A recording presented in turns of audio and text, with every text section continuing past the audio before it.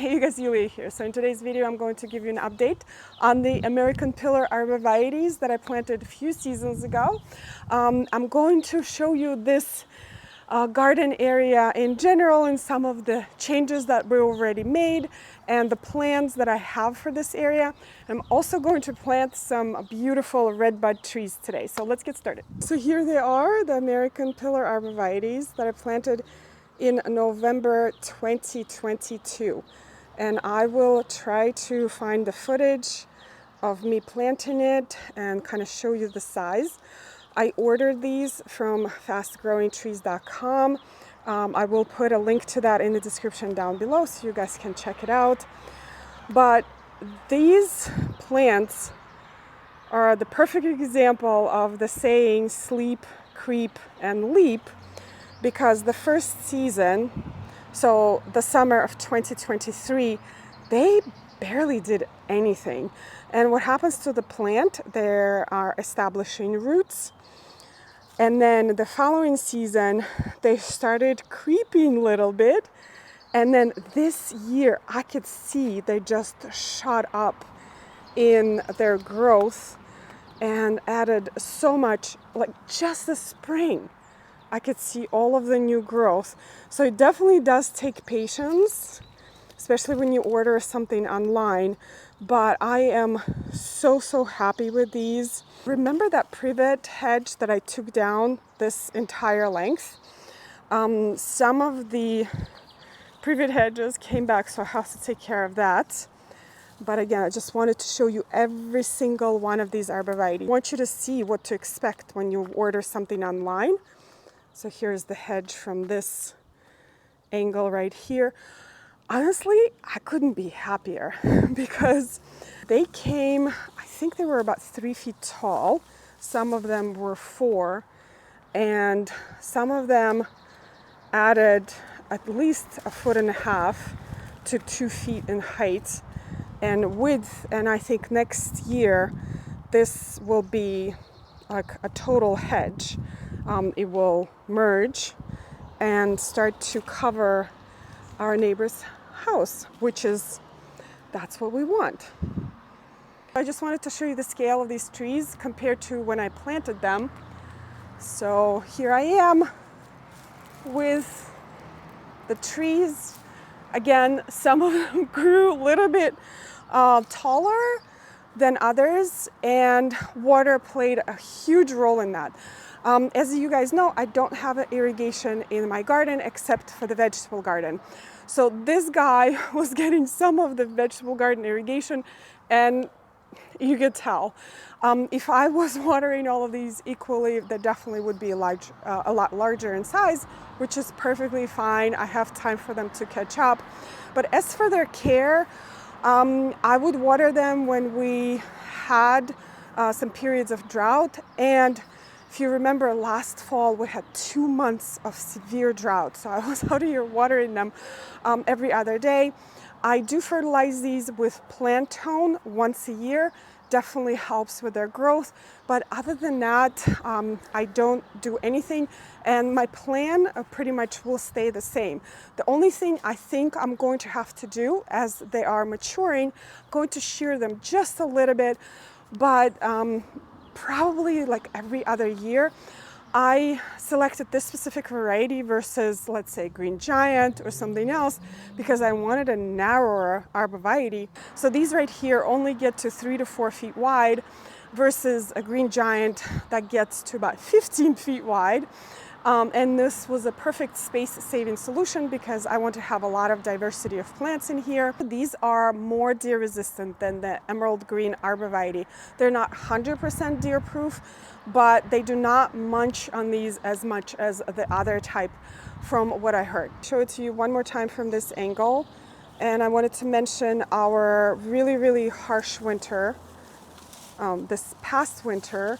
And I did not lose a single arborvitae, which was a miracle because a lot of the local arborvitaes around here were lost due to the drought and then really harsh winter. As for the changes of this area, I am reworking the paths that I have here. So instead of this path going straight into the vegetable garden, it's going to be a more winding path. I still am deciding on the material. So this is going to be a large bed, which I will be planting up. I am so excited. I cannot contain myself. It's ridiculous. There are going to be some beds over there and everything else really natural looking paths. Another thing that I'm doing today, as I mentioned, is planting 2 redbud trees right here, which I love. So this one is going in this bed because I love the structure of this tree and the beautiful color. And this one is going over here because the crown will cover, together with the arborvitaes, will provide privacy from our neighbors. Now, let me show you what happened here. I had hydrangeas here. These were older varieties of hydrangeas. They were blooming on and off in the summer, depending on our winters. So the last summer, we had an amazing display. Everybody had amazing hydrangea year because the winter before last one was incredibly mild. Now, last winter, as I mentioned, it was super cold. So these had barely any blooms, and I wanted to pull these out for years and years, and this was it. I did it. So this one right here, I just have to put this one in trash and dig this one out. I think I had about 5 or 6 right here that I pulled out. So all of those are gone already. So this gives me this beautiful bed. A lot of the plants that I have here also will start fresh with wonderful plants. Again, I don't know which ones, I'm still working on that, but that's the part of the fun working in the garden. But anyway, let me plant these beautiful redbuds here.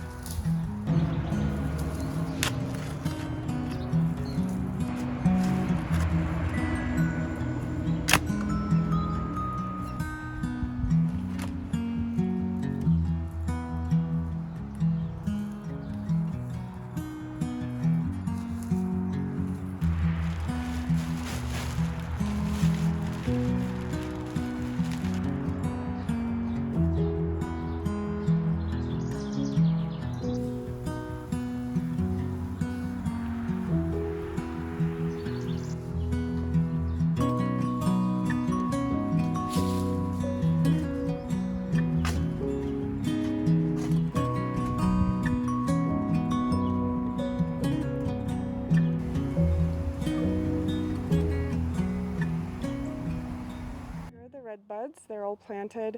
Redbuds are beautiful native trees to the eastern United States. They are some native redbuds to the west coast as well. It's one of my most favorite trees. They have these beautiful flowers in the spring right here, and then heart-shaped leaves and gorgeous fall color as well. They grow to about 25 feet tall, which would be perfect because we actually need a lot of shade right here for the plant room. Medium-sized trees like that should be planted at least 10 feet away from the house. So this one in particular is planted 15 feet from that corner and 15 feet from this corner. So it has plenty of clearance. My plan is to limb them up as they grow so they create kind of like this arch that you can walk through. This will create a beautiful canopy, provide privacy from the neighbors. This will be beautiful shade tree for here. I actually didn't think about that. When it grows, it will cast these beautiful shadows on that wall. Now, this one is doing really well. We got these trees in Home Depot a couple of weeks ago, and they've been sitting on the sidelines waiting for their moment. And this one leafed out just fine. This one, I'm definitely worried about because part of it leafed out and part of it has not.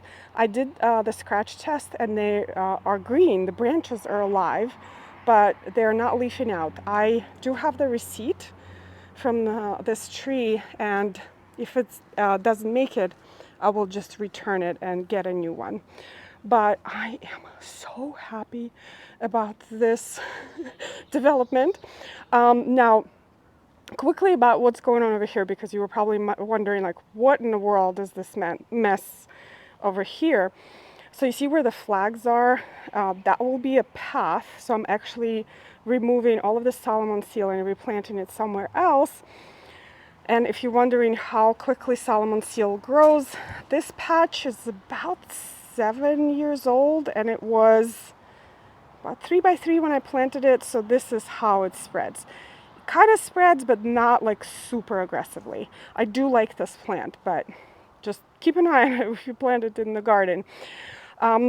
And in general, a lot of the plants that I have here are going to be replanted somewhere else. And I will have a new plant palette, and I cannot wait to start selecting it. Anyway, this is the update on this garden space. I used to call it the woodland garden because there was a large Norway maple here. It casts very dense shade, but since the tree came down, this is more of a dappled shade. There is a pin oak left to me, so provides some shade. But what I wanted to mention is that this space is going to evolve, and in 5 years it's going to be drastically different than from what it is right now. The red buds will mature. The pin oak, we're probably going to lose it. We have a very, very bad case of bacterial leaf scorch in our area. We're losing red oak family oaks at an alarming rate. So I don't know how long we have with this tree. So I'm making plans to have some trees here, as the future of this one is unknown.